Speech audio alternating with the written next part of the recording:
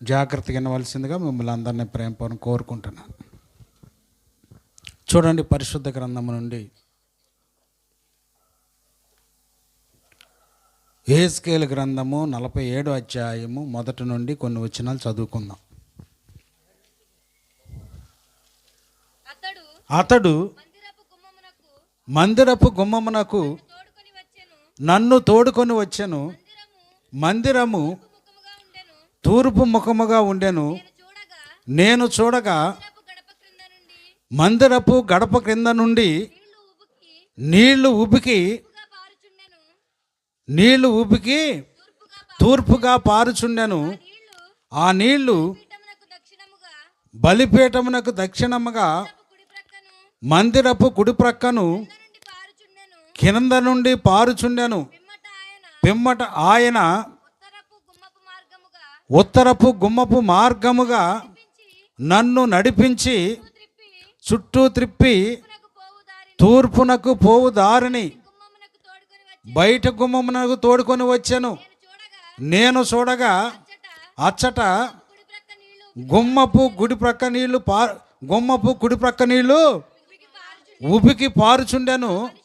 ఆ మనుషుడు కొలనూలు చేత పట్టుకొని తూర్పు మార్గమున బయలు వెళ్ళి 1000 మూరలు కొలిచి ఆ నీళ్ల గుండా నన్ను నడిపింపగా నీళ్లు చీలమండలం లోతు వచ్చాను. ఆయన మరి 1000 మూరలు కొలిసి నీళ్ల గుండా నన్ను నడిపింపగా నీళ్లు మోకాళ్ళలోతు ఉండెను.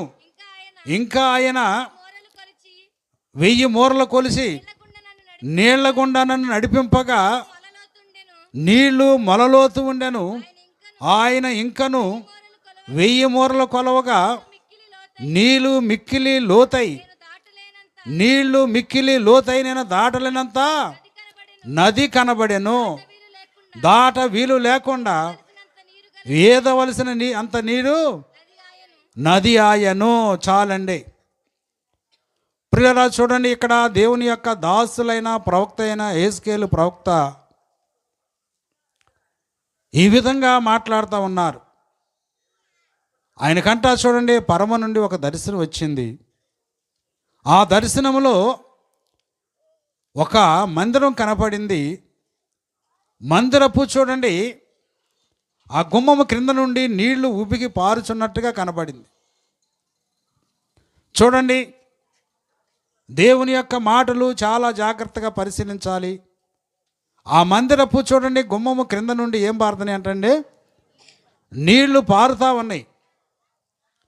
నీళ్లు పారుకుంటూ ఆ యొక్క చూడండి కనిపించిన ఆయన ఒక కొలనూలు చేతబట్టుకొని 1000 మూరలు కొలిసి నన్ను కొంచెం దూరం తీసుకెళ్ళినప్పుడు అక్కడ చూడండి నీళ్లు కనపడ్డాయి అంట. ఆ నీళ్ళు ఎక్కడ దాకా ఉన్నాయి అంటే చీలమండలంలోకి వచ్చినాయి. తరువాత ఇంకా 1000 మూరలు కొలిసి నన్ను ఇంకా కొంచెం దూరం తీసుకెళ్ళినప్పుడు మోకాలు లోతు వచ్చింది. తరువాత ఇంకా చూడండి 1000 మూరలు కొలిసి నన్ను తీసుకెళ్ళినప్పుడు మొలలోతు వచ్చింది. తరువాత ప్రియులారా ఇంకా కొంచెం దూరం 1000 మూరలు కొలిసి తీసుకెళ్ళినప్పుడు దాటలేనంత వేదగలిగినంత చూడండి దాటలేనంత నది కనపడింది. లోతుగా నది కనపడింది. 4 రకాల లోతులు ఉన్నాయండి. చూడండి, ఇప్పుడు మనం చదువుకున్న లేఖన భాగంలో 4 రకాల లోతులు ఉన్నాయి. ఒకటి చీలమండల లోతు, రెండోది మోకాళ్ళ లోతు, మూడోది మొలలోతు, 4వది ఈదలేనంత లోతు. ఈ విధంగా చూడండి 4 రకాలుగా చూడండి యొక్క కనిపించినట్టుగా చూస్తున్నాం నీరు. ప్రియులారా, బైబిల్ గ్రంథ ప్రకారంగా మనం పరిశీలించినట్లయితే నీళ్లు అంటే చూడండి దేవుని వాక్యానికి సాదృశ్యం అండి. నీళ్లు అంటే మనం చూడండి నీరు లేనిదే ఏ పని చేసుకోలేమండి. భూమి మీద కూడా మనకు శరీరానుసారంగా నీళ్ళు అవసరం. నీళ్లు లేకపోతే ఏ ప్రాణి బ్రతకలేదు, ఏ వస్తువు శుభ్రపడలేదు, శుద్ధి చేసుకోలేము. కడగటానికి, ఏదన్నా చేయటానికి, మనం ఆహారం వండుకోవటానికి, తినటానికి, త్రాగటానికి, వీటన్నిటి కూడా నీళ్లు కావాలి. నీళ్లు వద్దన్న జీవి ఏదీ లేదండి. ఏమండి, అలాగనే ప్రభువునందు దేవుని బిడ్డలారా, నీరు అనగా చూడండి, దేవుని మందిరం నుంచి నీరు ఉబికి వస్తుంది. మందిరం ఆ గుమ్మం కింద నుంచి నీళ్లు వస్తా ఉన్నది. ప్రియులారా చూడండి, దేవుని మందిరాల్లో, దేవుని సన్నిధానంలో, మందిరం నుండి రావటం అంటే చూడండి, దేవుని సన్నిధానం, దేవుని వాక్యం వినపడతా ఉన్నది. ఏమండి, ఈనాడు చూడండి, అనేకమైన మందిరాల్లోనూ, సంఘముల్లోనూ, లేకపోతే దేశంలో, ప్రపంచంలో అక్కడక్కడ చూడండి, అనేక చోట్ల దేవుని వాక్యం అనేది ఆ యొక్క మందిరం లోపల నుండి వస్తూ ఉన్నది. ఏమండి, దేవుని యొక్క మాటలు పరిశీలించాలి. ఆ విధంగా చూడండి, నీళ్లు ఉబ్బుకుతూ ఉన్నప్పుడు నీరు అనేది దేవుని వాక్యము చూడండి, ప్రతి కుటుంబానికి, ప్రతి వంశానికి, ప్రతి మనిషికి, ప్రతి కులం వ్యక్తికి, ప్రతి వ్యక్తికి కూడా చూడండి దేవుని వాక్యం కావాలి. దేవుని వాక్యం అవసరం అండి. నాకు దేవుని వాక్యం అవసరం లేదనే వారు ఈ ప్రపంచంలో కానీ, ఈ భూమి మీద ఎవరూ లేరండి. దేవుని వాక్యం ప్రతి మనిషికి అవసరం అండి. ఏమండి, దేవుని వాక్యం ప్రతి మనిషికి అవసరమై ఉన్నది. ఆ వాక్యం లేకపోతే ఎన్నో అనర్థాలకు దారితీస్తుంది. నీ కుటుంబంలో వాక్యం లేకపోతే నీ కుటుంబాన్ని సాతానుడు ఆవరించి రకరకాలైన మార్గాల్లో నడిపించి నిన్ను లోకంలో పాపములో చూడండి పడగొట్టి దేవునికి వ్యతిరేకంగా నడిపిస్తూ ఉంటుంది. దేవుని వాక్యం ప్రతి కుటుంబానికి, ప్రతి వ్యక్తికి కూడా కావాలి. ఏమండి, పరిశీలిస్తున్నారా? ఒకవేళ దేవుని వాక్యం లేదనుకుంటే నీ బ్రతుకు అగాధము చీకటండి. ఏమండి, నీ బ్రతుకు చీకటి.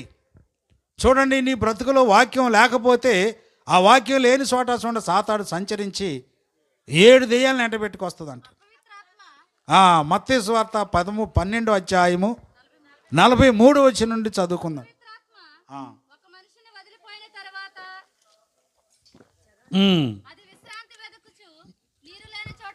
అపవిత్రాత్మ ఒక మనిషిని వదిలిపోయిన తర్వాత అది విశ్రాంతి వెతుకుచు నీరు లేని చోట తిరుగుతూ ఉంటుంది. చూడండి ప్రియులారా, దెయ్యం అనేది, అపవిత్రాత్మ అనేది ఎక్కడ తిరుగుద్ది అంటే వాక్యం లేని ఇళ్లలో తిరుగుద్దండి. ఎక్కడండి? దేవుని వాక్యం ఏ ఇంట్లోనైతే ఉండదో ఆ ఇంట్లో అపవిత్రాత్మ ఉంటుంది. ఆ నీరు లేని చోట అంటే దేవుని వాక్యం లేని చోట దెయ్యములు సంచరించి, దెయ్యం వచ్చి అన్యాయం చేద్దాం అనుకుంటాడు. ఒకడు మోటితనం మొరటతనంగా చీపురు గడ్డ తీసుకొని జుట్టు పట్టుకుంటే అదే బారిపోద్ది. నన్యాయం చేద్దరా, దెయ్యం వచ్చి శుభ్రంగా తాగొచ్చి ఇంట్లో పడుకుని నన్యాయం చేద్దరా అనుకుంటాడు. దెయ్యం అట్ట నీ మీద తిరగబడదండి. మీరు అనుకుంటున్నారు దెయ్యం వచ్చి తిరగబడద్దు అనుకుంటున్నారు. దెయ్యం చేసే పనులు అవి కాదండి. దెయ్యం చేసే పనులు అవి కాదు. నీ ఆస్తిని పాడు చేస్తుంది, నీ బిడ్డలను పాడు చేస్తుంది, నీ భార్యని పాడు చేస్తుంది, నీ భర్తను పాడు చేస్తుంది. ఇంకా చూడండి, దేవుని సన్నిధానంలో నీకు మేలు కలగకుండా నిన్ను వ్యాధుల చేత, బలహీనతల చేత, సమస్యల చేత, కష్టముల చేత, ఇబ్బందుల చేత అనేక రకాలుగా నిన్ను కృంగదీసి, నిన్ను నష్టపరిచి, నిన్ను నాశనంలో తీసుకెళ్ళి శివరాగ్రి తీసుకెళ్ళి నరకానికి ఈడ్చేద్దండి. ఏమండి, చాలామంది దేవుని వాక్యాన్ని పెడచెవిని పెడతారు. దేవుని వాక్యం నాకెందుకులే, నేనేదో టీవీ పెట్టుకున్నాను, బుర్రకథ పెట్టుకున్నాను, అరికథ పెట్టుకుని ఏదో పెట్టుకుని వింటున్నాను, నాకెందుకులే దేవుని వాక్యం అనుకుంటారు. ప్రియులారా చూడండి, ఇప్పుడు ఈయన దినమంది వాక్యం వినపోతే నీవు నష్టపోతావండి. దేవుని వాక్యం వినపోతే నష్టపోతాం. చాలామంది నామకర్త క్రైస్తవులు దేవుని వాక్యాన్ని మేము రోజు చదువుతున్నాం, రోజు వాక్యం వింటున్నాం, ఈ వాక్యానుసారంగా మేము దేవుడు మాతో ఉన్నాడు, దేవుడు మాతో సంభాషిస్తున్నాడు అనుకుంటారని. ప్రియులారా చూడండి, వాక్యం అనేది నీరుకు సంబంధించి వాక్యం నీరని ఉంది. తర్వాత వాక్యం పాలని కూడా ఉందండి. దేవుని వాక్యం ఒక పాలు. ఏమండి, ప్రియులారా చూడండి, చాలామంది అనుకుంటారు రోజు నేను వాక్యం చదువుతున్నాను, మందిరానికి వెళ్ళే పని లేదు, ఏ పాస్టర్ దగ్గరికి వెళ్ళే పని లేదు, టీవీలు చూస్తున్నాను, టీవీల్లో వాక్యం చూస్తున్నాను, వాళ్ళు చెప్తున్నారు నేను చదువుతున్నాను, ఆ వాక్యానుసారంగా నేను నడుస్తున్నానని చెప్పి చాలామంది అనుకుంటారు. ప్రియులారా, ఒక తల్లి బిడ్డను కనుక్కోకుండా గర్భిణీలో ఉండే బిడ్డ పుట్టిన తర్వాత పాలిస్తారా, పుట్టకోకుండానే పాలిస్తారండి? ఎప్పుడు ఇస్తారు? పుట్టుకోకుండా ఇవ్వడం పాలిస్తాడా? మరి ఈనాడు చాలామంది పుట్టుకోకుండానే పాలిస్తున్నారండి. ఆ బిడ్డ పుట్టలేదు, రక్షణ పొందలేదు, మారుమనసు పొందలేదు, పాపక్షమాపణ రాలేదు.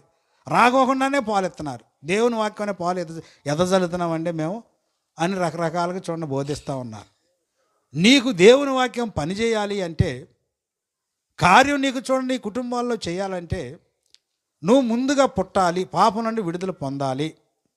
నువ్వు పుట్టినప్పుడు, మారుమనసు పొందినప్పుడు, పాపం నుండి విడిపించబడ్డప్పుడు, చెడుతనాన్ని విడిచిపెట్టినప్పుడు, అక్రమాన్ని విడిచిపెట్టినప్పుడు అప్పుడు నీకు వాక్యం పనిచేస్తుంది. అంతేనా? చాలామంది అనుకుంటారు మేము చిన్నప్పటి నుంచి వాక్యం వింటున్నామండి. చిన్నప్పటి నుంచి వాక్యం వింటే పాపం ఎందుకు మానుకోవట్లా? వాడికి పని చేయట్లేదండి. అది వాక్యం పని చేయట్లేదు. అసలు వాడు పుట్టలేదు. పుట్టుకోకుండానే పాలెత్తున్నారు ఈ బోధకులు. పుట్టుకోకుండా వాక్యం చెప్తున్నారు. తల్లి గర్భం చూడండి, తల్లి గర్భం పుట్టాలి. పుట్టినప్పుడు గర్భం నుంచి బయటకు వచ్చినప్పుడు అతను పాలలో ఎదుగుతాడు. అప్పుడు అతనికి ఉపయోగపడిద్దండి, ఆ పాలు ఉపయోగపడిద్ది. అందుచేత ప్రభునందు దేవుని బిడ్డలారా, ఇన్ని మందిరాలు, ఇన్ని డినామినేషన్లో ఇంతమంది బోధకులు, ఇంతమంది ప్రార్థనలు ఉన్నప్పుడు కూడా జనాలు మార్పు కలగట్లేదు. వారు పుట్టుకోకుండానే వాక్యాన్ని తినిపిస్తూ ఉన్నారు, బోధిస్తున్నారు, దాన్ని ఇచ్చేస్తూ ఉన్నారు. తరువాత ఆ వాక్యం అనే పాలు నిన్నేం చేస్తాయి అంటే, నువ్వు కన్నా మారుమనసు పొందితే ఆ వాక్యం అనే పాలు, వాక్యం అనే నీళ్లు నిన్నేం చేస్తాయి అంటే, నిన్ను చెడు మార్గం నడవకుండా తిన్నగా నిలబెడతాయి. చూడండి, యెహోషువ గ్రంథము 1వ అధ్యాయం 7వ వచనం చదివితే, ఆ వాక్యం అనే పాలు నిన్ను ఏం చేస్తాయి అంటే, అయితే నీవు నిబ్బరము కలిగి జాగ్రత్త పడి బహుధైర్యముగా ఉండి నా సేవకుడైన మోషే నీకు ఆజ్ఞాపించిన ధర్మశాస్త్రం అంతటి చొప్పున చేయవలెను. నీవు నడుచు ప్రతి మార్గమున చక్కగా ప్రవర్తించినట్లు నీవు దాని నుండి కుడికి కానీ ఎడమకు కానీ తొలగకూడదు. ఈ ధర్మశాస్త్ర గ్రంథమును నీవు బోధింపక తప్పిపోకూడదు. దానిలో రాయబడిన వాటి అన్నిటి ప్రకారంగా నీవు చేయుటకు నువ్వు జాగ్రత్త పట్టకు. దివారాత్రము దాన్ని ధ్యానించిన యెడల నీ మార్గంలో వృద్ధిలో చేసుకొని చక్కగా నువ్వు ప్రవర్తిస్తావు. చూడండి, ఆ వాక్యం నిన్ను ఏం చేస్తుందండి? నిన్ను వర్ధిల్ల చేస్తుంది, డెవలప్ చేస్తుంది.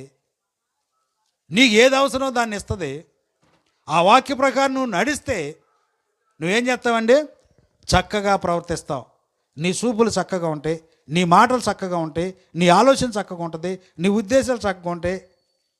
ఇంకా నీ యొక్క ప్రవర్తన ఇతరులకు హానికరంగా ఉండదు. నీ యొక్క ప్రవర్తన నీ భార్యకి హానికరంగా ఉండదు, నీ బిడ్డలకు హానికరంగా ఉండదు, నీ కుటుంబానికి హానికరంగా ఉండదు. నువ్వెంతో చూడండి చక్కగా ప్రవర్తిస్తావు, చక్కగా నిలబడతావు, చక్కగా మాట్లాడతావు, చక్కగా చూస్తావు, చక్కగా ఇవన్నీ కూడా నువ్వు ప్రవర్తిస్తూ ఉంటావు. ఏమండి, ఆ వాక్యం నీలో పనిచేయట్లేదు కాబట్టి నువ్వు చక్కగా ప్రవర్తించలేకపోతున్నావు. నీ నోట బూతులు వస్తున్నాయి, అబద్ధాలు ఆడుతున్నావు, మోసం చేస్తున్నావు, ఇతరులను నువ్వు మోసం చేస్తున్నావు, వేషధాంతరంగా జీవిస్తున్నావు, దొంగ మాటలు మాట్లాడుతున్నావు, అబద్ధాలు ఆడుతున్నావు, విభిచరిస్తున్నారు, దొంగతనం చేస్తున్నారు. ఈ విధంగా చూడండి, లేనిపోయిన పాపాలన్నీ సకల దుర్నీతి చూడండి నీ ఇంట్లో ఉంటుందండి. నువ్వు చక్కగా ప్రవర్తించలేకపోతున్నావు అంటే కారణం ఏంటంటే వాక్యము లేదు. నువ్వు వాక్యానుసారంగా ఉంటే ఖచ్చితంగా నువ్వు తప్పు చేయవండి. వాక్యం నీ ఇంట్లో పనిచేస్తే, నీ హృదయంలో పనిచేస్తే, వాక్యం చూడండి, నీవు దేవుని వాక్యం అనేది నీకు పనిచేస్తే నువ్వు తప్పు చేయవండి. వెంటనే వాక్యం గుర్తుకొస్తుంది.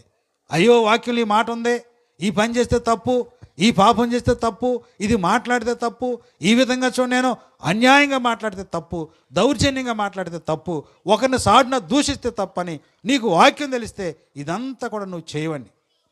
ఏమండి, ప్రభునందు దేవుని బిడ్డలారా, ఆ వాక్యంలో ఇంట్లో అన్ని గొడవలే, అన్ని తగాదలే, వేద్యములు, పోరాటాలు, యుద్ధములు, ఇంకా రకరకాలైన నీచమైన ప్రతి పాపం ఆ ఇంట్లో ఉంటుందండి.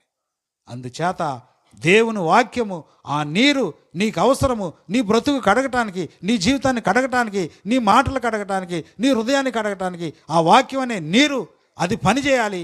అది చూడండి కార్యం చేసినప్పుడు, అది యొక్క వర్కింగ్ చూడండి దాన్ని నీ హృదయంలో చేసినప్పుడు అప్పుడు నీకు నీ జీవితం మార్చబడిద్ది. నీ హృదయంలో చూడండి చెడుతనం బయటికి వెళ్ళిపోద్ది, అన్యాయం బయటికి వెళ్ళిపోద్ది, అక్రమం బయటికి వెళ్ళిపోద్ది, చెడుతనాన్ని మొత్తాన్ని కూడా నువ్వు మానుకుంటావు. అప్పుడు నీకు ప్రభులో నువ్వు రక్షణ పొందగలుగుతావు. అప్పుడు నువ్వు చక్కగా నిలబడతావండి. అయ్యా, మేము ప్రార్థనకి వెళ్తున్నామండి, మాకు ఏమీ లేదండి, అందుకు నిలబడలేకపోతున్నాం, ఇదిగో ఇది ఒక్కటే చేయలేకపోతాం, మానుకోలేకపోతున్నాం, ఇదంతా కూడా నాకు అది ఉంది, ఇది ఉంది, అది ఉంది అని చెప్పి రకరకాలుగా మాట్లాడే వారిని మేము చూస్తున్నామండి. ఎందుకంటే నీ హృదయంలో వాక్యం పనిచేయట్లేదు. తరువాత ప్రభునందు దేవుని బిడ్డలారా, ఆ వాక్యము ఈనాడు వాక్యం వినేవారిలో 4 రకాల లోతులు ఉన్నాయండి. దయచేసి మీరు జాగ్రత్తగా వినాలి. చాలా అద్భుతమైన వాక్యం అండి, జాగ్రత్తగా వినాలి. 4 రకాలైన లోతులు ఉన్నాయండి. ఏమండి 4 రకాల లోతు అంటే ఫస్ట్ లోతు ఏంటంటే చీలమండల లోతు. యేసు క్రీస్తు ప్రభువులో నడిచేవారు 4 రకాల లోతులో ఉన్నవారు ఉన్నారండి. 4 రకాల లోతులు. ఒక లోతు ఎవరు? చీలమండల లోతు.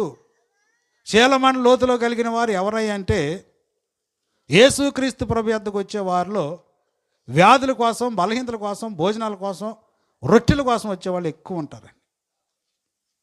మీరు బాధపడి మిమ్మల్ని నేను అంటలేదండి, ఆనాడు జరిగిన చరిత్ర చెప్తున్నా. ఆనాడు యేసుక్రీస్తు ప్రభు 5,000 మందికి ఆహారం పెట్టినప్పుడు, 5 రొట్టెలు 2 చిన్న చేపల ఆహారం పెట్టినప్పుడు 5,000 మందికి ఎక్కువ మంది తిన్నారండి. ఏమండి 5,000 మంది తిని శుభ్రంగా తేపి అవతలకి వెళ్ళిపోయారు. మిగిలింది 12 మందేనండి. 12 గంపలు అంటే ఎవరో 12 మంది శిష్యులు. ఒక్కడన్నా మారుమనసు పొందల. ఒక్కడికన్నా చూడండి మార్పు అనేది అవసరం లేనట్టుగా ప్రవర్తించారు. అందుకని ప్రభువారు ఏమన్నారంటే, ఓరు బాబు మీరు సూచనలు చూసటం వల్ల యోహాను సువార్త 6:26 మీరు రిఫరెన్స్ చెప్పకుండా యేసు యేసు అంటే వాళ్ళు అటు చూసుకుంటారు.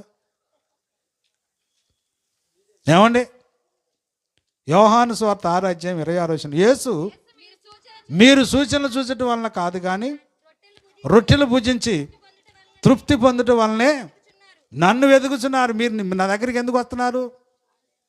ఎందుకు వస్తున్నారు చెప్పండి? రొట్టెల కొరకు.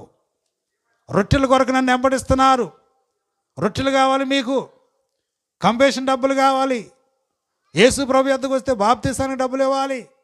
యేసు ప్రభు యొద్దకు వస్తే నా చిన్నతనంలో అయితే గోధుమలు పంచేవారు, దుప్పట్లు ఇచ్చేవారు, కోట్లు ఇచ్చేవారు, చలికోట్లు ఇచ్చేవారు. ఈ బైబిల్, పెద్ద బైబిల్ అసలు మన ఇళ్ళలో ఉండేది కాదండి. గుర్తుందమ్మా? ఇళ్ళలో మన ఇళ్ళలో ఉండేది కాదండి. ఒకళ్ళు చిరిగిపోయి, అట్టలు చిరిగిపోయి, దోమలు ఇదయ్యి, దోమలు రెట్టలేసి, నల్లులు రెట్టలేసి ఎక్కడో మూల పడేసి ఆ పేసలు పోసిన దుప్పట్లకి వెళ్ళి ఎటో పడేసి ఉండండి మన తల్లిదండ్రులు. ఆ బైబిల్కి ఒక సెక్యూరిటీ ఉండేది కాదండి. అవునా కదా? ఏమండి మీకు తెలుసా, గుర్తుందా? చిన్న చిన్న బైబిళ్ళు ఉండే వాటికి అట్టు ఉండేది కాదు. అది ఎండిపోయి చివరిలో నలిగిపోయి ఎక్కడో దుప్పట్లు ఎక్కడో మూలన పడేసి ఉండేవి. లేకపోతే పెద్ద బైబిల్ అయితే అట్లు ఊడిపోయి దానికి ఒక కాపుదల సెక్యూరిటీ ఉండదని అట్లు ఊడిపోయి ఇవన్నీ రెట్టలేసి దోమలు ఇదైపోయి నానా చండాలంగా ఉండేదండి. దాన్ని బయట తీసేవాళ్ళు లేడు, చదివేవాళ్ళు లేడండి. ఎవరు ఇచ్చేవారు? బ్రిటిష్ వాళ్ళు. అంటే ఆ బ్రిటిష్ వాళ్ళ దయ వల్ల మనకు మన దేశానికి బైబిల్ తీసుకొచ్చి వాళ్ళు పంచేవాళ్ళే. ఏమండి పిల్లరా చూడండి, అదేమంటే చూడండి, వాళ్ళకి గోధుమలు ఇస్తే, బియ్యం ఇస్తే, గోధుమ రవ్వ, ఎర్ర రవ్వ ఇచ్చేవాళ్ళు. ఆ రవ్వలు ఇచ్చి, నూనెలు ఇచ్చి, తర్వాత అవన్నీ చేసి ఏదన్నా ఇచ్చి, ఏదన్నా ప్రార్థనకు వస్తారో వాళ్ళు పాపం ఆశపడి ఇవన్నీ పంచిపెట్టేవారండి. ఇప్పుడు రాను రాను చూడండి కాన్వెంట్లు, స్కూళ్ళు ఇటువంటివన్నీ కూడా పెట్టి మేము మీ సంఘస్థులమేనండి, మీ ప్రార్థనకు వస్తున్నాం, మా పిల్లలకి ఫీజులు రాయితీలు ఇవ్వండి, ఫీజులు తగ్గించండి, అది ఇదని చెప్పి ఆ రొట్టెల కొరకు చూడండి ప్రభు దగ్గరకు వచ్చేవాళ్ళు ఎంత లోతుండే వాళ్ళు? చీలమండల లోతులు అంటారు. ఇక అందరూ ఆల్ వెరైటీ మొత్తం, ఒక కులం అని కాదు, ఒక ఇదని కాదు, అందరూ వచ్చేస్తారు వ్యాధుల కోసం, బలహీనతల కోసం, రోగాల కోసం. ఇక తిరణాలేనండి. ఒకసారి నేను ప్రార్థన చూశాను, ఇట్లా ఈ గట్టి తాళి గట్టి బాగా ఈ సినిమా ఇప్పుడు ఏదో అక్కడికి వెళ్ళేవాళ్ళు ఉంటారు చూసారా, కొద్ది కొండలకు అటు ఇటు ఎక్కేవాళ్ళు కర్రలు కట్టి వరుసనే చూడండి ఉన్నట్టుగా క్యూ కట్టుకొని వస్తూ ఉండేవాళ్ళు. ఈ పాస్టర్ గారులు వీళ్ళు కొబ్బరి నూనె స్ప్రే చేస్తూ ఉండేవాళ్ళండి. కొబ్బరి నూనె ఇది చేస్తుంటే వాళ్ళకి వ్యాధులు పోయినాయని 7 వారాలు లేకపోతే 5 వారాలు లేకపోతే 7 14 వారాలు తిరిగి ఆ వ్యాధుల కోసం వ్యాధి పోతే చాలు పండగే కాళ్ళకి. వ్యాధి పోతే ఇక ప్రార్థనతో పని లేదు, ధర్మశాస్త్రంతో పని లేదు, వాక్యంతో పని లేదు, దేవుని మాటలతో పని లేదు. వాళ్ళకి ఏంటంటే వ్యాధి పోవాలి, ప్రార్థనకి వెళ్ళాం వ్యాధి పోయింది, దేవుడు మమ్మల్ని స్వస్థపరిచాడు, దేవుడు మాకు ఆశీర్వదించాడు, దేవుడు మాకు మంచి ఇల్లు ఇచ్చాడు, మంచి కుటుంబాన్ని ఇచ్చాడు, మంచి మాకు గేదె కుండెడు పాలిస్తుంది. మేము దేవుని నమ్ముకున్నాం. ఇదంతా కూడా మాకు అద్భుతాలు జరిగినాయి. ఒకవేళ ఒక వారం కనుక రొట్టెలు పెట్టలేదనుకో, ఇక ప్రార్థన ఉండదండి. ఉంటుందా? నీ పిల్ల పేరు తీసేసారనుకో ప్రార్థనకి వెళ్తావా? లేదు లేదు. ఇక నీ పిల్ల పేరు తీసేసి నీ గోధుమ రాకపోతేనో బైబిల్ ఇవ్వకపోతేనే ఇక నీ ప్రార్థన వెళ్ళేది లేదు, ఇక వాళ్ళ ముఖం చూసేది లేదు. ఏమండి, వీళ్ళు చూడండి ప్రభువులో శీలమండలోతులండి. చూడండి ఆ శీలమండలోతులను ప్రభువారు ఏమన్నారంటే, మత్తయి సువార్తలో 11:20 చదివితే, పిమ్మట ఏ ఏ పట్టణములలో ఆయన విస్తారమైన అద్భుతములు చేసెను, ఆ పట్టణముల వారు మారు మనసు పొందకపోవటం వల్ల ఆయన వారిని ఇట్లు గద్దింపసాగాను. అయ్యో కొరాజీనా, అయ్యో బేత్సయిదా, మీ మధ్యన చేయబడిన అద్భుతములు తూరు సీదోను పట్టణములో చేసిన ఎడల ఆ పట్టణంలో వారు పూర్వమే గోను పట్ట కట్టుకొని బూడిద వేసుకొని మారు మనసు పొంది ఉందురు. విమర్శ దినమందు మీ గతి కంటే, ఎవరి పరిస్థితి అండి? మీ గతి కంటే తూరు సీదోను పట్టణం వారి గతి వారవదగినై ఉండదని మీతో చెప్పుచున్నాను. చూడండి, తూరు సీదోను ప్రాంతాలంటే అన్ని జనులు. అయ్యో కొరాజీనా, అయ్యో బేత్సయిదా, మీ మధ్యన చేసిన అద్భుతములు తూరు సీదోను పట్టణములు చేసిన వాళ్ళ వారు పూర్వమే గోను పట్ట కట్టుకొని బూడిద వేసుకొని మారుమనసు పొంది ఉందరు. మీకు మారుమనసుతో పని లేదు. వ్యాధులు బలహీనతలు పోవటమే మీకు కావాలి, వ్యాధులు తగ్గటమే కావాలి, మేలులు జరగటమే కావాలి, రొట్టెలు భుజించటమే కావాలి, రొట్టెలు భుజించి తృప్తి పొందటమే కావాలి తప్ప మారుమనసుతో మాత్రము పని లేదు. దేవుని దగ్గరికి వెళ్తే శుభ్రంగా తెల్లగా ఉంటున్నాం, శుభ్రంగా చేసుకుంటున్నాం, మంచిగా తిరుగుతున్నాం, ఒంటి మీద మట్టి పడి ఇది లేకుండా శుభ్రంగా ఎంజాయ్ చేస్తున్నాం, కాలయాపన జరిగిపోతుంది. చూడండి, అటువంటి ఒక ఆయన యేసు ప్రభుని వెంబడిద్దామని వచ్చాడు. అటువంటి శాస్త్రి గారు 8:19 మత్తయి సువార్తలో యేసు తన యొద్దనున్న జనసమూహమును చూచి అద్దరికి అమ్మా 8వ అధ్యాయము అంతటా ఒక శాస్త్రి వచ్చి నన్ను బుట్టలో పడేయాలని చూశారు. నేను 19 చదవమంటే అక్కడ దాకా మాకు.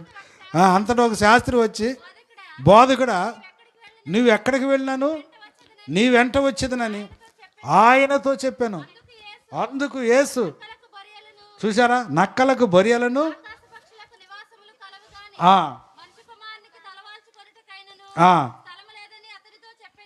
చాలమ్మ.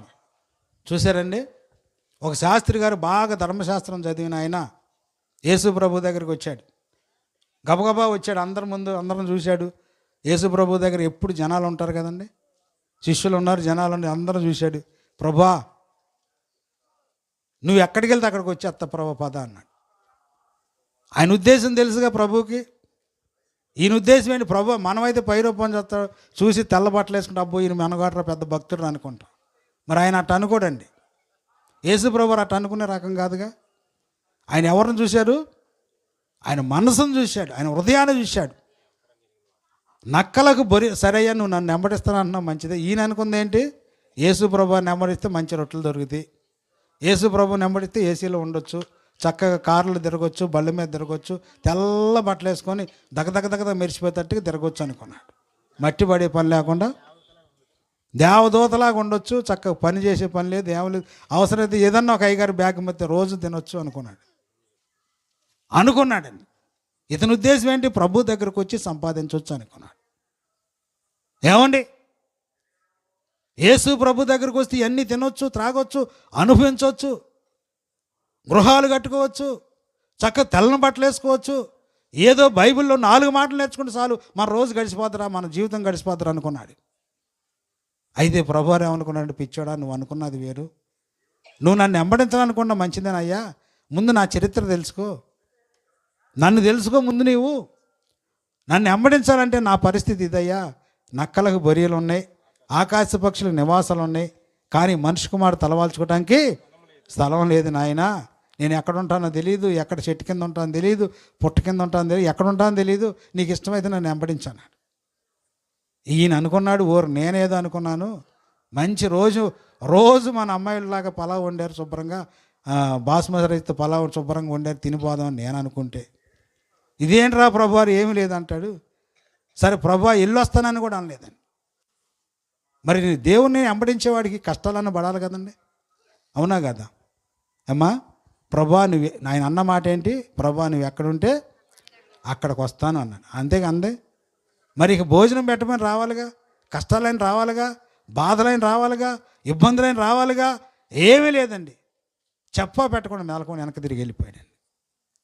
అటువంటి వారండి మోకాళ్ళలోతు నీళ్ళు కలిగిన వారు, గిలకల శీలమండలోతు కలిగిన వారు వీళ్ళండి.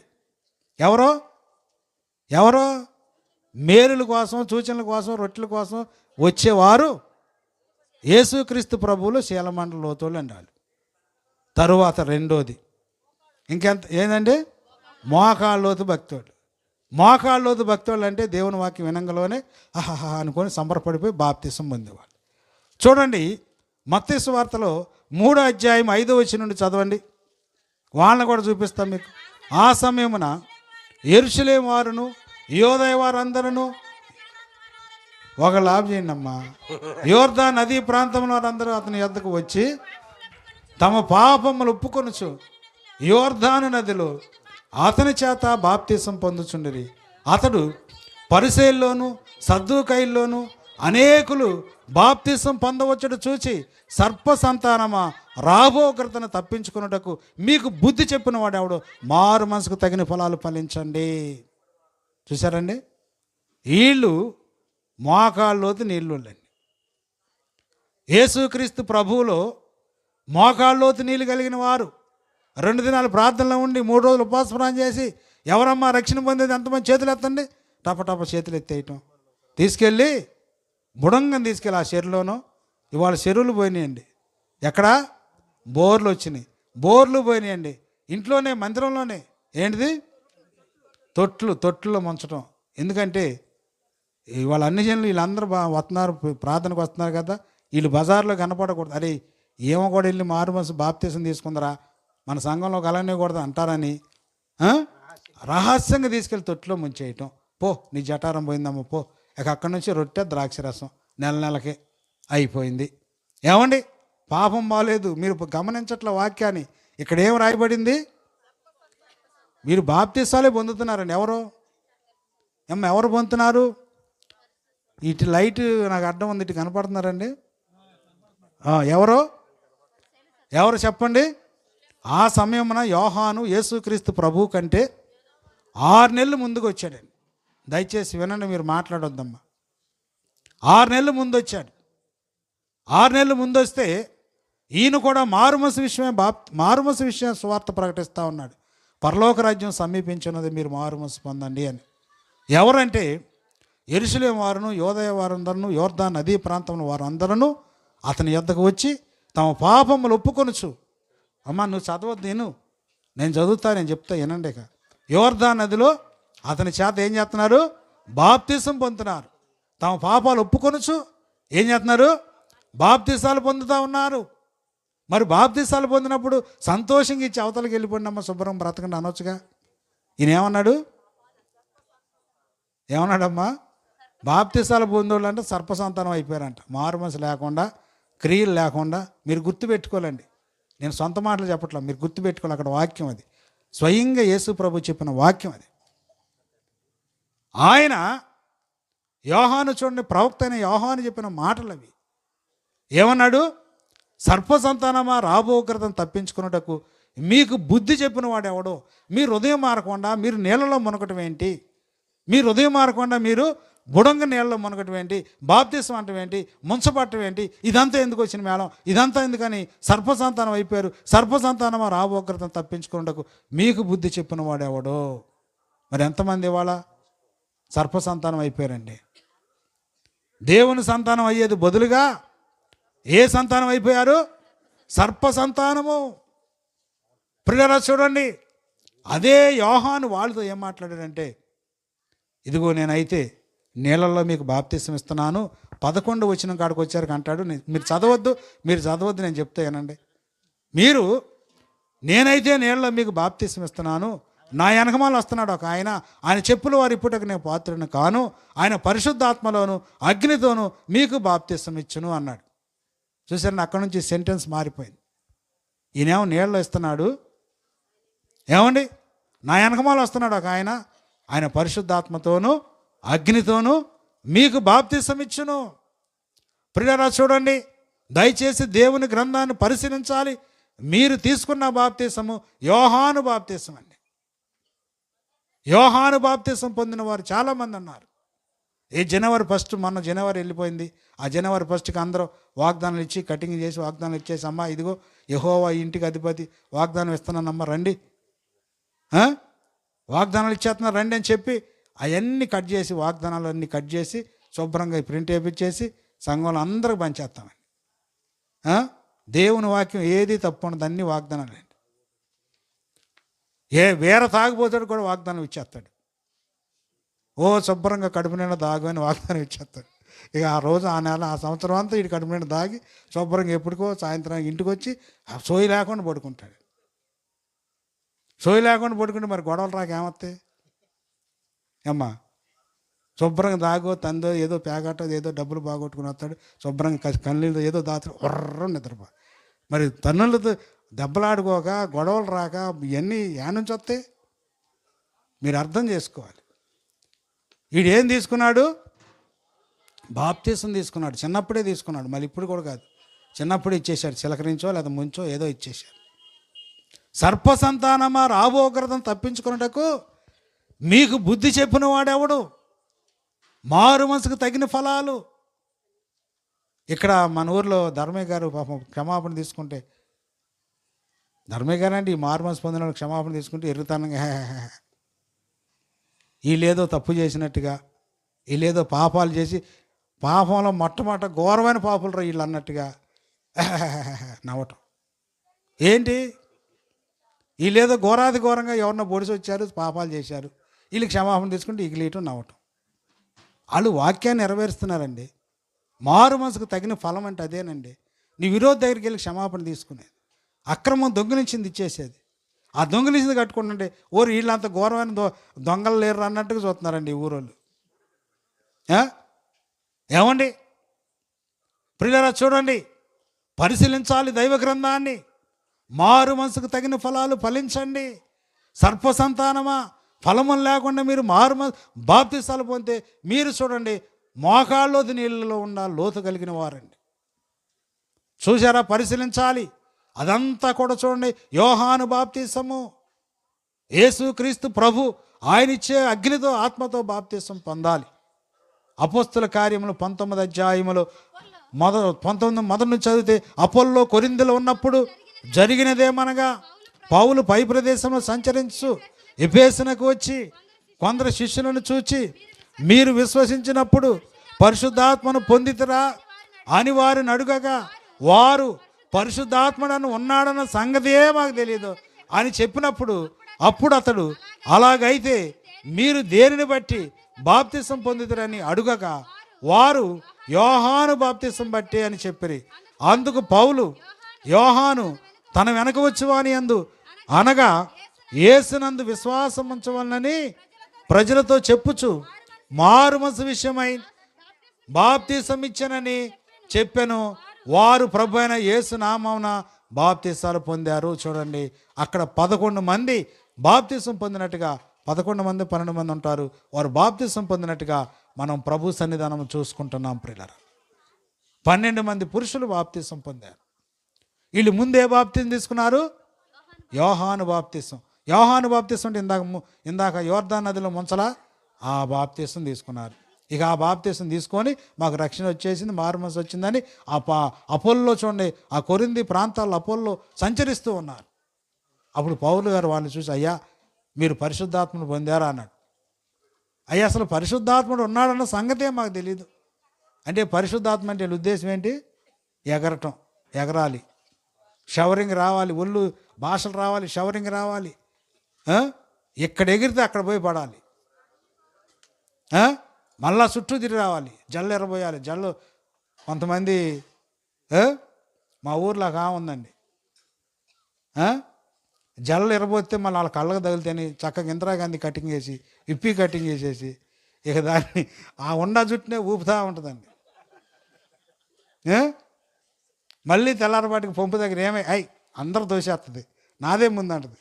ఏ చిల్లపెంకో ఏదో రాయి తీసుకొచ్చి అక్కడ పెట్టేసి ఇదిగో చూసుకున్న ఆ రాయి ముందే ఉందంటది.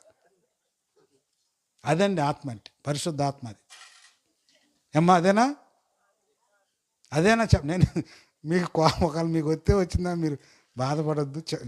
ఆ రాయి పెట్టి పెట్టింది ఏంటి రాయి తుర్రును దోసేద్దాం నాదే. ఒకవేళ ఎవరన్నా నా పోటీకాడ వెళ్ళి తోసి పట్టాడు అనుకోండి, నీ చెయ్యరగా కాలేరుగా పంచాంగం పుస్తకం తిరిగేద్దాం. మరి ఎక్కడ నేర్చుకుందాం మా తల్లి? మళ్ళీ ఆమె బాప్తిస్తాం, పాటలు పాడతాం. పాటలు ఏంటి? పెద్ద పాటలు అండి. ఏంటి? యెహోవా నీ బలము యథార్థమైన 12 రోజుల పాట. ఏమ్మా ఆ పాటలన్నీ ఆలి.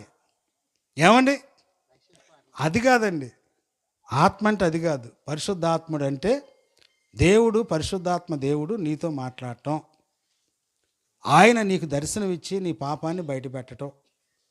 తరువాత చూడండి, నువ్వు దొంగిలించింది అక్రమం, విరోధాలు ఇవన్నీ కూడా బయటపెట్టడం పరిశుద్ధాత్ముడు అంటే. ఏమండి నువ్వు గతంలో చేసిన తప్పులు మర్చిపోయినాయి, లేదా గతంలో చేసిన నీ జ్ఞాపకం రానివి, నువ్వు రహస్యంగా చూడండి చేసిన తప్పులు బయటికి తీయటం, అది పరిశుద్ధాత్ముడు అంటే. ఏమండి పరిశీలిస్తున్నారా? ఇది లేకుండా నీళ్ళలో మునిగిళ్ళు శుభ్రంగా చూడండి దేవుని వాక్యాన్ని ప్రకటిస్తున్నారు.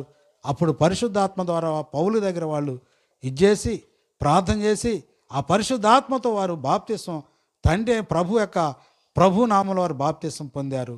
అప్పుడు వారికి రక్షణ కలిగింది. అందుచేత ప్రియులారా, ఈ మోకాళ్ళలోతు భక్తిలోంచి మీరు బయటికి రావాలి. నీటి ద్వారా బాప్తిసం తీసుకుంటేనే అది రక్షణ కాదు. అది యోహాను చేత బాప్తిసం, అది పాపక్షమాపణ కలక్కోకుండా తీసుకునే బాప్తిసం. అయితే ప్రియులారా, ప్రభు అయిన యేసు నామమున బాప్తిసం అంటే ఎప్పుడు తీసుకోవాలి అంటే అపోస్తల కార్యం 2:38 పేతురు మీరు మారుమనసు పొంది పాపక్షమాపణ నిమిత్తము ప్రతివాడు యేసుక్రీస్తు నామములో బాప్తిసం పొందండి, అప్పుడు మీరు పరిశుద్ధాత్మని వరాన్ని పొందుదురు. చూడండి, పరిశుద్ధాత్మని వరాన్ని పొందాలి. ప్రియరా చూడండి, దేవుని యొక్క మాటలు పరిశీలించాలి, దైవ గ్రంథాన్ని పరిశీలించాలి. పరిశుద్ధాత్మతో బాప్తిసం అంటే పాపక్షమాపణ వచ్చిన తర్వాత, దేవుడు నీతో మాట్లాడిన తర్వాత నువ్వు మారుమనసు పొంది పాపక్షమాపణ నిమిత్తం ప్రతివాడు ముందు పెరుగన్నం తింటారు, కూరన్నం తింటారండి. ఏమ్మా 2 తింటారు, మంచిదే. ముందు ఏది తింటారు? కూరన్నం తిన్నాక పెరుగన్నం తింటాం, అంతేనా? ముందు పెరుగన్నం తిని ఎవడన్నా రథమతపోడు అంటారండి. ముందు పెరుగన్నం తిని తర్వాత కూరన్నం తిని ఎవడరా రథమతపోడు అంటే. అట్లాగే ముందు ఏం చేయాలి? కూరన్నం అంటే మారుమనసు పొందాలి. మారుమనసు, ఇప్పుడు మనం కూర అంటాం. కూర అంటే ఏంటి? వంకాయల కూర అమ్మ అంటాం, అంతేనమ్మా? లేదా వంకాయలకు నీదేం కూర అమ్మంటే మంచి నూనె, చింతపండు, కారం, ఉప్పు, ఉల్లిపాయ అంటావా? అను ఏమంటావు? వంకాయ అయితే వంకాయ, మాంసం అయితే మాంసం, ఏదైతే అది చెప్తాం. మరి ఇవన్నీ చెప్పవే. మనం మారుమనసు అంటాం. మారుమనసు అంటే ఏంటి? అందులో అక్రమాలు కట్టుకోవటం ఉంటుంది, క్షమాపణ తీసుకోవటం ఉంటుంది, ఒంటరి ప్రార్థన చేయటం ఉంటుంది, తప్పులు ఒప్పుకోవటం ఉంటుంది, ఎవరన్నా విరోధంగా ఏదైనా చేస్తే అతని దగ్గరికి వెళ్ళి బ్రతిమలాడుకోవటం ఉంటుంది, ఒక చెంపకొడితో చెంప చూపించడం, ఇవన్నీ ఉంటాయండి. దాన్ని మారుమనసు అంటారు. మనం ఏ విధంగా అయితే కూర అంటే వంకాయలు అంటున్నామో, అలాగే ప్రభువు కూడా మర్మంలో పెట్టి మారుమనసు అన్నాడు. మారుమనసు అంటే ఏంటి? ఇవన్నీ ఉంటాయి, ఇవన్నీ చేయాలి. అంతేగాని ఇవన్నీ చేయకోకుండా సగమేమో భక్తి, సగమేమో ప్రార్థన, ఎక్కడ ఏ పుట్టినరోజు బానేమో, సత్యనరోజు బానేమో, దినం రోజు బానేమో, పెళ్లి రోజు బానేమో, షష్ఠి పూర్తి చేసుకోవటం బానేమో, ఇవన్నీ చూడండి చేయొద్దని బైబిల్ స్పష్టంగా బోధిస్తుందండి.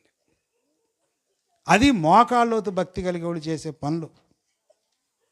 ప్రియులారా చూడండి, ఈ ముసుగులో ఉండి జనాలకు అర్థం కానట్టుగా ఉంటున్నారు భక్తి అంటే. భక్తి అర్థం కావట్లేదు. ఈ ముసుగు భక్తి పోతేనే నువ్వు పరలోక రాజ్యం వెళ్తావు. మోకాళ్ళలోతు భక్తి. ప్రియులారా చూడండి, ఇంకా బాప్తిసంతోనే సరిపెట్టుకొని వాళ్ళు చూడండి అవసరమైతే కొన్ని చూడండి జాగరణములు, ఉపవాసాలు, 40 దిన ఉపవాసాలు, సంవత్సరం పండుగలు, ఆచారాలు, లేనిపోని ఆచారాలన్నీ చేసుకుంటూ ఈ మోకాళ్ళతో భక్తులు వాళ్ళు పెదక్కోని అలాగే ఉండిపోతున్నారు. వాళ్ళు పెదగట్లేదు, వచ్చేవాడిని రానివ్వట్లేదు, అడ్డగిస్తున్నారు. తరువాత ప్రియులారా ఇంకే లోతు భక్తి అండి? మొలలోతు భక్తి. మూడోది మొలలోతు భక్తి. మొలలోతు భక్తులు అంటే ఎవరు? ఏమండి ప్రియులారా చూడండి, దైవ గ్రంథాలు పరిశీలించినట్లయితే మొలలోతు భక్తి అంటే లూకాసు వార్త 18 అధ్యాయం 10 వచనం నుండి చదవండి. అక్కడ మొలలోతు భక్తులు ప్రార్థన చేయుటకై ఇద్దరు మనుషులు దేవాలయమునకు వెళ్ళిరి. వారిలో ఒకడు పరిసేయుడు, ఒకడు సుంకరి.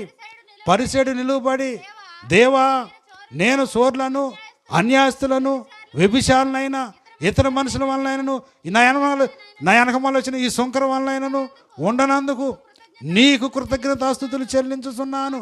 వారమునకు 2 మార్లు ఉపవాసము చేయొచ్చు, నా సంపాదన అంతట్లో 10 వంతు చెల్లించుతున్నానని తనలో తాను ప్రార్థించుచుండెను. చూడండి ప్రియులారా, చూడండి దైవ గ్రంథాలు పరిశీలించాలి. ఇద్దరు మనుషులు దేవాలయానికి వెళ్ళారు. ఒకడు పరిసేయుడు ప్రార్థన చేస్తూ, దేవా, బాగా నోరు తెరిచి అరిచాడు, దేవా, నేను సోర్లను, అన్యాస్తులను, ఇతర మనుషుల వలనైనను, వ్యభిచారులైనను, ఇతర వర్షం వలనైనా, నా వెనకమాల వచ్చిన సుంకర వలనైనా ఉండనందుకు నీకు కృతజ్ఞతాస్తుతులు చెల్లించుతున్నాను. నేను చేస్తే ప్రార్థన వారానికి 2 సార్లు ఉపవాస ప్రార్థన చేస్తాను. నా సంపాదన అంతట్లో కూడా ప్రభు నీకు తీసుకొచ్చి దశమ భాగం ఇస్తాను అని చేసి చేసి చేసి చేసి ఇంటికి వెళ్ళిపోయాడు.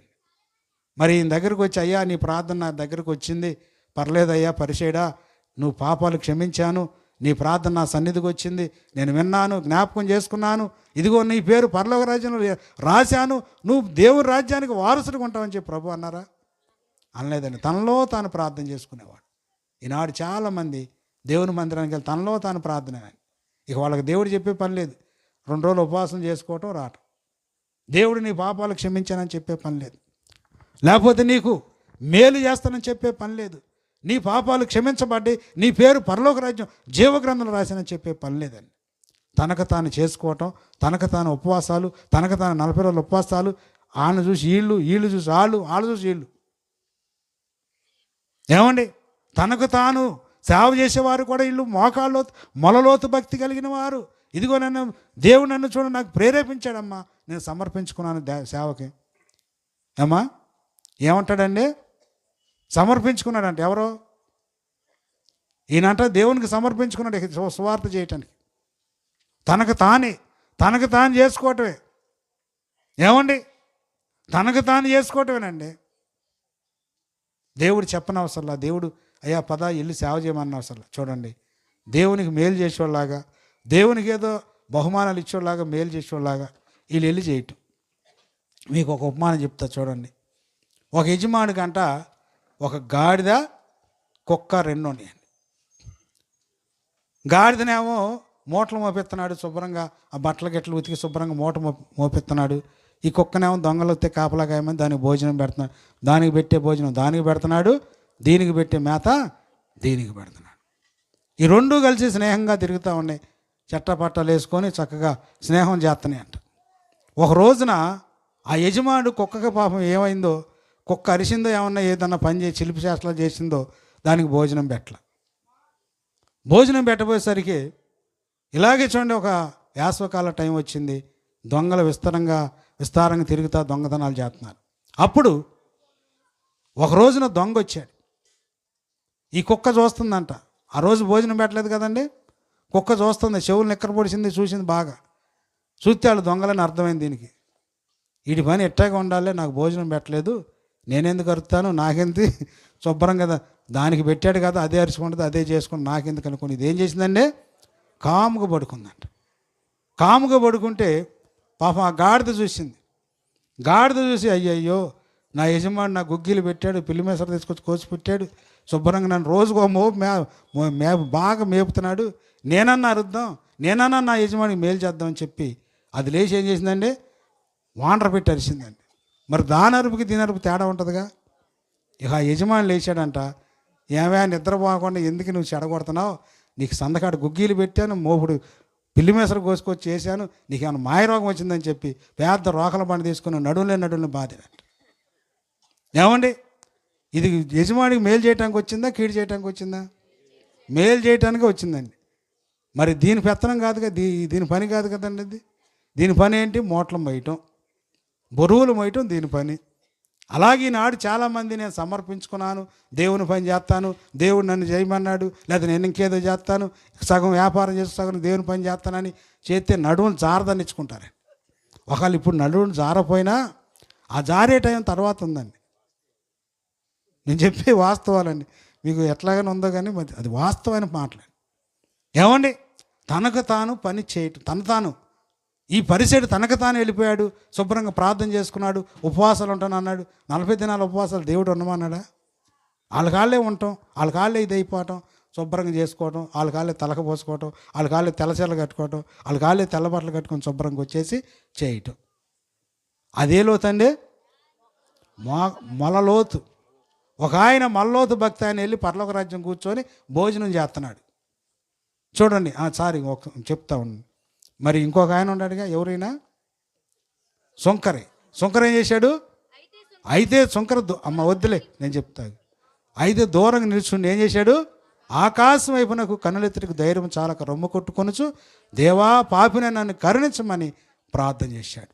అతనికంటే ఇతను నీతిమంతుడిగా తీర్చబడి ఇంటికి వెళ్ళాడు. ఈ పరిసెడి నీతిమంతుడిగా తీర్చబడలేదు, తనకు తానే ప్రార్థన చేసుకున్నాడు. తరువాత అటువంటి ప్రార్థన వ్యక్తి ఇప్పుడు చదవండి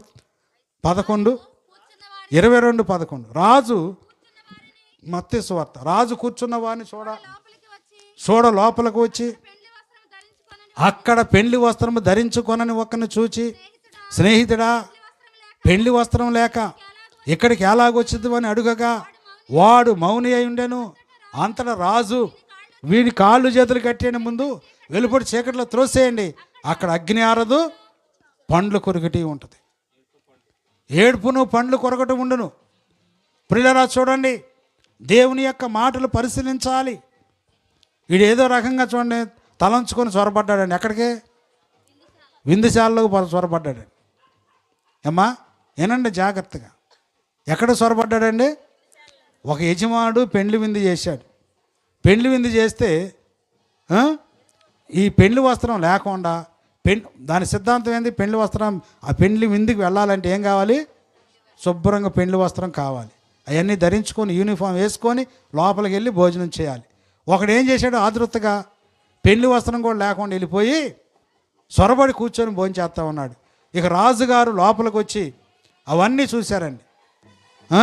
ఎవరు తిన్నారు, ఎవరు భోజనం ఎలా తిన్నారు, ఏం వడ్డిస్తున్నారు ఏంటి అని చెప్పి లోపలికి వచ్చి చూస్తూ ఉన్నప్పుడు ఒకడికి పెండ్లి వస్త్రం లేదు. అప్పుడు రాజు ఏమన్నాడు? స్నేహితుడా, ఎరా అనలేదండి. చూడండి, ప్రభు దేవుడు రాజుగారు ఎంత గౌరవ పదంగా మాట్లాడారు. స్నేహితుడా, పెండ్లి వస్త్రం ఏది, పెండ్లి వస్త్రం ఏది అని అడిగినప్పుడు అతను మౌని అయి మౌనంగా కూర్చొని తింటా ఉన్నాడు. ప్రియులారా చూడండి, మౌనంగా కూర్చొని తింటున్నప్పుడు ఊరుకుంటాడా రాజుగారు? మనమైతే చూడండి, భోజనం పిలవపోయిన వచ్చినప్పుడు మనం ఏమంటామంటే, పోన్లేరా భోజనం కాడ కూర్చుని లేకపోద్దులే తిన్నేలే అంటామండి. అక్కడ అట్ట కుదరదండి. ఇక అక్కడ కనికరం లేదు, జాలి లేదు, దయ లేదు. ఏం చేశాడు? ముందాన్ని లాగి బయటికి లాక్కురండి అన్నాడు. ముందు బయటికి ఈడ్చుకురండి అన్నాడు.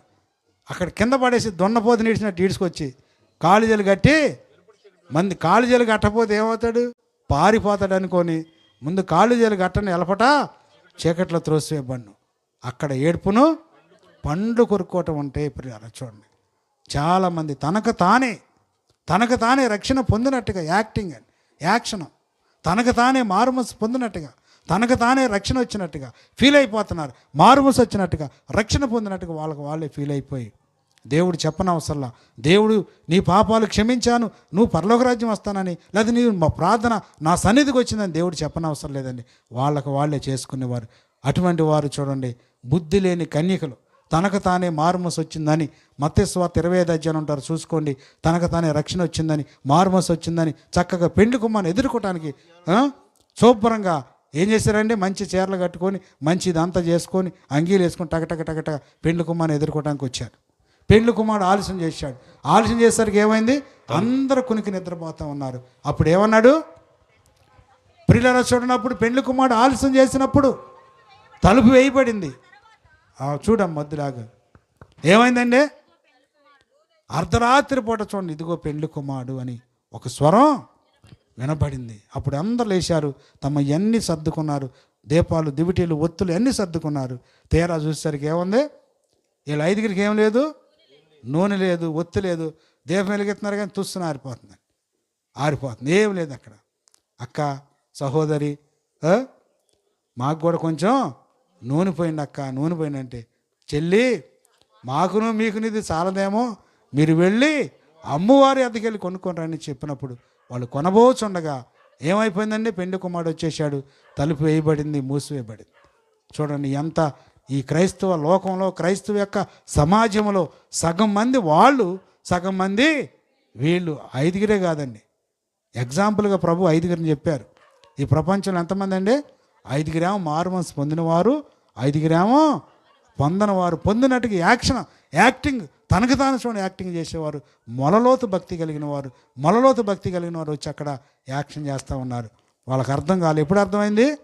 పెండ్లి కుమారుడు వచ్చినప్పుడు, దివిటీలు వెలిగించినప్పుడు, తలుపు మూయబడినప్పుడు అప్పుడు అర్థమైంది, అయ్యో నిజంగా మాది భక్తి కాదురా, మేము సిద్ధపడ్డాం అనుకున్నాం, మారుమనసు వచ్చింది అనుకున్నాం, పాపక్షమాపణ వచ్చింది అనుకున్నాం, కానీ ఒట్టిదేరా బాబు అనుకొని అక్కడ చూడండి వెళ్ళిపోయి తలుపు, అయ్యా ఇందాక దాకా ఇక్కడే ఉన్నామయ్యా, మీ సన్నిధానంలో ఉన్నాం, పాటలు కూడా పాడామయ్యా, భజనలు చేసామయ్యా, కానుకలు ఇచ్చామయ్యా, ఇక్కడే ఉన్నామయ్యా, మీరు ఎక్కడ వారంటే ఇక్కడే ఉన్నామయ్యా, ఇందాక దాకా ఇక్కడే ఉన్నాం, కొంచెంలోనే పోయింది ప్రభువా, మాకు తలుపు తీయ్యా.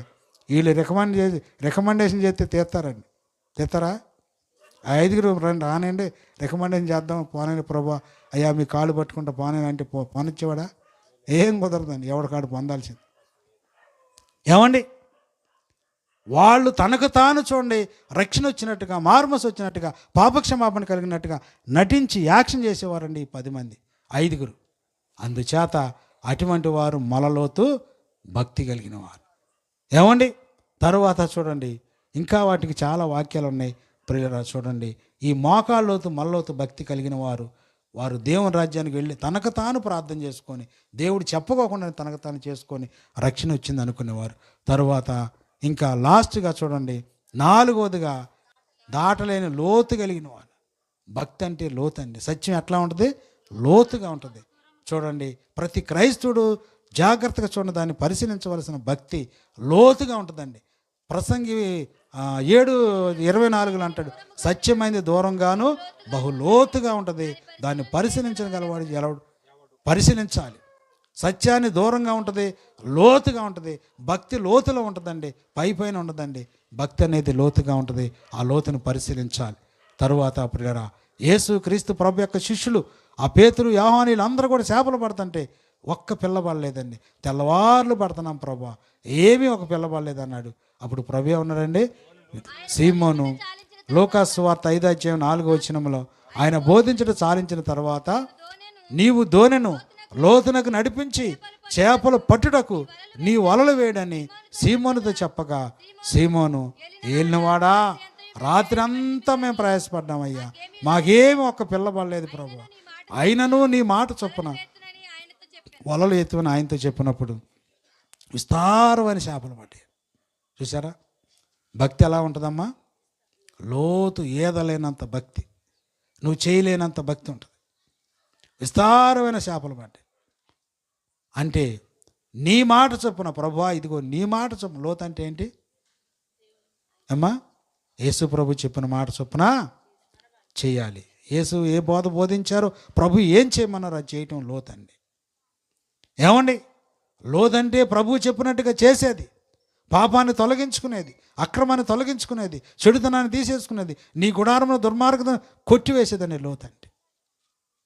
చూసారా? ప్రభు నీతో చెప్పాలండి, కుమారి నీ పాపాలు క్షమించానని. లోతంటే ఏంటి చెప్పండి? ఎప్పుడు చెప్తారు చెప్పండి ప్రభు వారు? ఎప్పుడు చెప్తారండి? లూకాసు సువార్త 19:8 చూడండి ఎప్పుడు చెప్తారు. దైవ గ్రంథంలో లూకాసు సువార్త, జక్కయ్య నిలువబడి, ఇదిగో ప్రభువా, నా ఆస్తిలో సగం బేదలకు ఇచ్చుచున్నాను, నేను ఎవని యొద్దనైనను అన్యాయంగా దేనినైనను తీసుకొని ఎడల అతనికి 4 గంతలు మరలా చెల్లించునని ప్రభువుతో చెప్పాను. అందుకు యేసు, ఇతడును అబ్రహాము కుమారుడే, ఎందుకనగా నేడు ఇంటికి రక్షణ వచ్చి ఉన్నది. చూడండి ఎప్పుడు వచ్చిందండి? ఇప్పుడు జక్కయ్య చూడండి, ఎరుకో పట్టణస్థుడు. ఎరుకో పట్టణం అంటే పూర్వకాలంలో శపించబడిన ప్రాంతం, శపించబడిన పట్టణం. ఆ పట్టణాన్ని యేసుక్రీస్తు ప్రభు యొక్క ఆగమనం ద్వారా దానికి కూడా రక్షణ పొందే అవకాశం ప్రభు ఇచ్చారు. ఆ పట్టణస్థులైన జక్కయ్య యేసుక్రీస్తు ఎవరో అని చూడగోరి ఇతన్ని ఎంతోమంది అడ్డగించారండి. అమ్మా, మేడి చెట్టు ఎప్పుడు ఎక్కారు?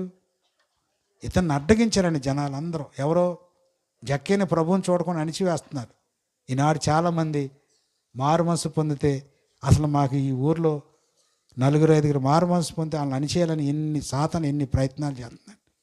ముందు వాళ్ళని అణిచేయాలి, ప్రార్థనకి వెళ్ళకుండా జడగొట్టాలి, అణిచేయాలి. ఏమండి, ఎవరిని జక్కయ్యలాగా అణిచివేయాలని చూస్తున్నారండి. అయితే జక్కయ్య ఏమనుకున్నాడంటే, ఈ మందిలో ఉంటే నన్ను ప్రభువుని చూడనేరు అని ఏం చేశాడు? వాళ్ళలోంచి మీకు మేడి చెట్టు ఎక్కిందే కనపడుతుంది మీకు. ఇక మేడి చెట్టు ఎక్కాడు. ఈయన చేసిన పని ఏంటి? ఆ గుంపులో నుంచి బయటకు వచ్చాడు. గుంపు ఎవరు? నిన్ను అడ్డగించే గుంపు ఉంటారండి. నువ్వేదో విశ్వాసం ఉంచి మారు మనసు పొంది రక్షణ పొందాలనుకుంటే గుంపులోకి ఆ గుంపు నిన్ను అణిచివేస్తాయి. ఆ ప్రార్థనకి వెళ్తావా? దినానికి వెళ్ళకూడదు, తద్దినానికి వెళ్ళకూడదు. ఆ ప్రార్థనకి వెళ్ళి నీ కాళ్ళు ఎరగకూడదు. జాగ్రత్త సుమ్మ. ఏం వెళ్ళకూడదు, ఏం ముట్టుకోకూడదు. నేనేదో సొంతకు తీసుకొచ్చి చెప్పినట్టుగా, నా సొంత బైబిల్ అయినట్టుగా. ఒక ఆయన అన్నాడు, మీరు సొంతంగా రాసుకున్నారండి బైబిల్, ఆచారాలు చేయొద్దని ఎక్కడుందండి? యేసుప్రభు ఆచారానికి వెళ్ళలేదా? చేయలేదు, ఎక్కడుంది చూపిమన్నాడు. అయ్యా చూస్తావా? మరి చూస్తే మానుకుంటావా అన్న. చూపిండి అన్నాడు. ఎఫెసీయులకు రాసిన పత్రిక 4:17 చదివాను. చదవండి, అది మాత్రం చదవనా? కాబట్టి అన్ని జనులు నడుచుకున్నట్లు మీరిక మీద నడుచుకున్న వలదని ప్రభునందు సాక్ష్యం ఇచ్చున్నాను. వారైతే అంధకారమైన మనసు గలవారై తమ హృదయ కాఠిన్యం వల్ల, తమలోని అజ్ఞానం చేత దేవుని వలన, చూడండి జాగ్రత్త, చూడండి మా వాక్యం, దేవుని వలన కలుగు జీవముల నుండి వేరుపరచబడిన వారే తమ మనసునకు కలిగిన వ్యర్థతను అనుసరించి నడుచుకొని ఉన్నారు. వారికి సిగ్గు లేదని పౌలు గారు చూడండి, దానికి సిగ్గు లేదన్నాడు. ఆచారాలు చేసేవాడికి ఏం లేదంటండి? సిగ్గు లేని వారు దేవుని వలన కలుగు జీవముల నుండి, అంటే పరలోక రాజ్యం నుంచి వేరు చేయబడ్డాడు. ఒకటి ఇల్లు కట్టాడంటే, అయ్యగారు మా ఇంటి పక్కన ఒక క్రైస్తవుడు ఉన్నాడు, ఇల్లు కట్టుకున్నాడు. పాదర్ గారిని తీసుకొచ్చాడు, ఇంటి చుట్టూ తిరిగి ప్రాణం చేశాడు పాస్టర్ గారు. అది పోయింది. ఒక ఆవుని తీసుకొచ్చుకున్నాడు, ఇంటి చుట్టూ తిరిగి తిప్పుతున్నాడు. దాన్ని తీసుకెళ్ళి ఇంట్లో దోలికెళ్ళి పేస పంపించాడు. చూడండి, ముందేమో పాస్టర్ గారిని తీసుకొచ్చాడు, మంచిదే, అక్కడ బాగానే ఉంది, ప్రార్థన చేశాడు, బాగానే ఉంది. మళ్ళీ ఆవుని తీసుకొచ్చి ఇంటి చుట్టూ తిప్పించాడు, దాన్ని పేస పంపించాడు. ఏంటది అమ్మా? ఉందా బైబిల్లో? పేసవఫీమని ఉందమ్మా? మరి ఎందుకు చేశాడు? ఈయన ప్రార్థనకి వెళ్ళేవాడే, క్రైస్తవుడు, పెద్ద క్రైస్తవుడు, మళ్ళీ చిన్నవాడు కూడా కాదు. ఏమండి, ఆచారం అంటే ఏంటి? శుభ్రంగా వీడు ప్రార్థన చేపిస్తాడు, ఇంట్లో గృహప్రవేశంకి వస్తాడు, అన్ని మామిడాకులు కడతాడు, శుభ్రంగా మామిడాకులు కడతాడు, రాగాకులు కడతాడు, రాకాన్ని కడతాడు, పాలు పొంగిస్తాడు. ముందు ప్రార్థన చేపిస్తాడు, కొబ్బరి నూనె మంచిదే, చేపించుకోవద్దు అంటాడు. తీసుకొచ్చి మళ్ళా తీసిరమ్మా, తపాలు తీసిరా, ఆడపడిచి తపాలు తీసిరా, ముందు ఆడపడిచి లేకపోతే కుదరదు, తీసిరమ్మా, పొయ్యలిగి నీ సల్లం చేతి తెలియమ్మా. ఆమెను ఎంతమందిని సాపించిందో, ఎంతమందిని తిట్టిందో, ఆమె చేతులండి ఎన్ని అక్రమాలు ఉన్నాయో, ఎన్ని దోసుకుందో, దొంగతనాలు చేసిందో, ముందు నువ్వు రామ్మా, ఆడపడిచిని తీసుకొచ్చి ముందు వెలిగియమ్మ.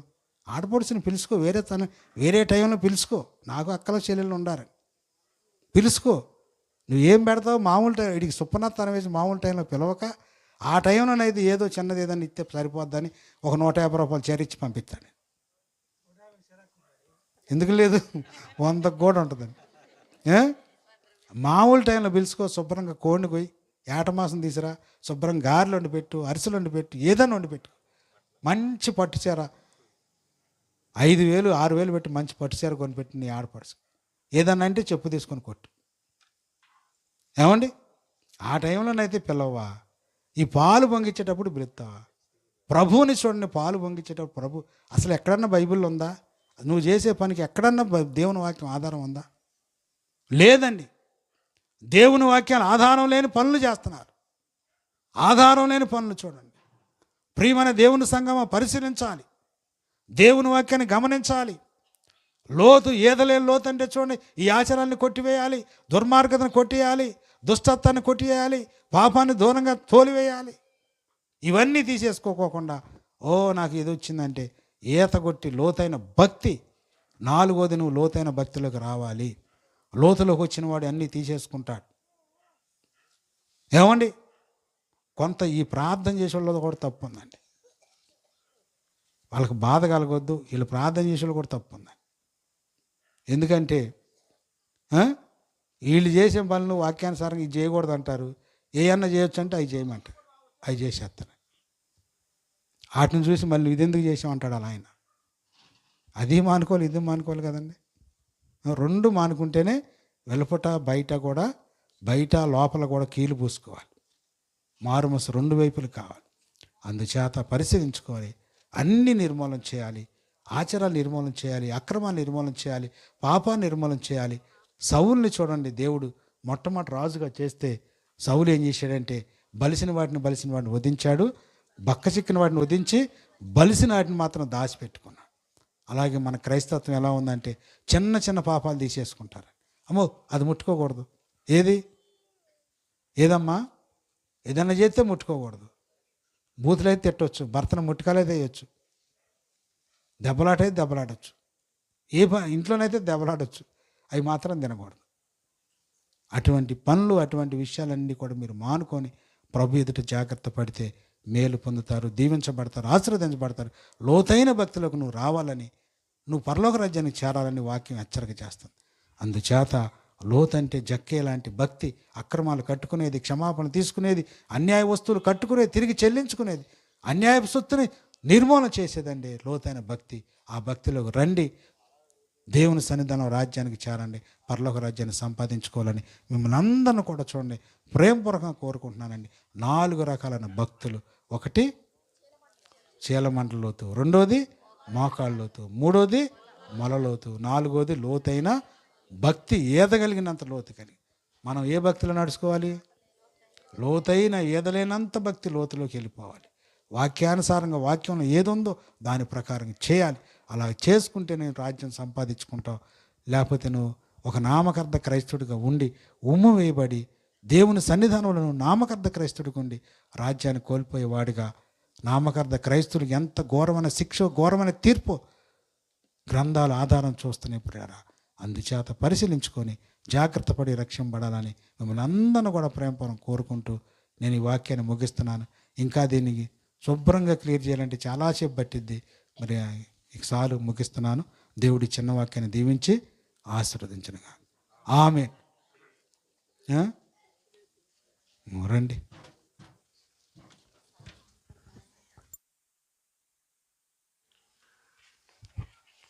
హలో, మంచిది. ఇప్పటి వరకు చక్కగా దైవజనులు కొన్నే నాన్నగారు విలువైన చక్కని మాటలు విన్నామండి. భక్తి అనే దాన్ని గురించి ఎన్ని కోణాల్లో ఉందనేది, ఎన్ని స్టెప్లో ఉన్నదని చక్కగా తెలియజేశారు. మరి మనందరికి ఉన్న వాళ్ళందరూ